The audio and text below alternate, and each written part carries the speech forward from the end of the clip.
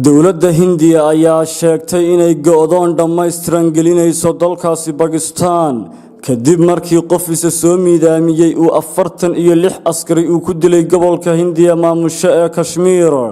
Arun Jaitley oo ah wasiir heer federaal ayaa waxa uu sheegay in dowladda Hindiya ay qaadi doonto tallaabo kasta oo diblomaasiyadeed oo suurtagal ah si ay Pakistan uga go'doomiso beesha caalamka.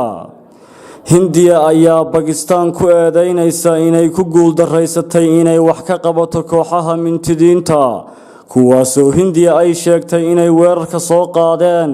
weerarkan ayaa ahaa kii ugu dhimashada badnaa ee ka dhaca gobolka lagu muransan yahay ee Kashmir. qofka weerarka soo qaaday ayaa adeegsaday gaari walxaha qarxa ay ka buuxeen waxaana uu isku qarxiyay ciidamada ammaanka ee wadanka Hindiya kuwaasoo marayay wadada sida weyn loo ilaaliyo ee lagu magacaabo Srinagar Jammu oo 20 kiiloomitir u jirta magaalada Srinagar.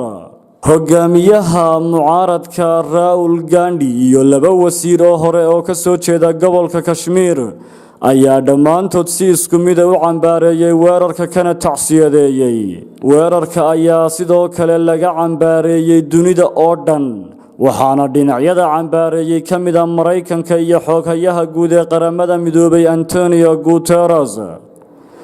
Hindiya iyo Pakistan ayaa labaduba waxa ay sheegtaan lahaanshaha gobolka ay muslimiintu ku badan yihiin ee Kashmir hase ahaatee midkoodna si buuxda uma xukumo.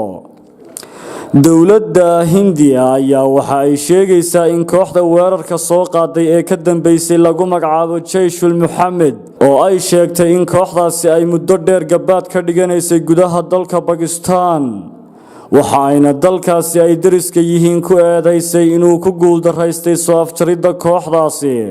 dowladda Hindiya waxa ay ku baaqday in cunaqabatayn caalami ah lagu soo rogo kooxda Jayshul Muhammad waxaana ay sheegtay in golaha ammaanka ee qaramada midoobay ay ka doonayso in hogaamiyaha kooxdaasi oo lagu magacaabo Masood Azhar in ninkaasi la geliyo liiska argagixisada.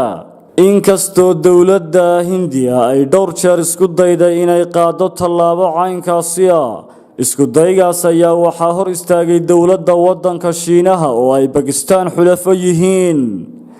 Mr. Jaitley ayaa mar uu maanta warfidiyeenada kula hadlayay xilli uu ka qaybgalayay shir ammaanka dalkaasi looga hadlayay waxa uu banaanka soo dhigay sida ay dowladda Hindiya uga go'an tahay la xisaabtanka wadanka Pakistan ayaa sheegtay inay aad uga walaacsan tahay duqaymaha hase ahaatee waxa ay beenisay inay si uun eedeymahaasi ugu lug leedahay.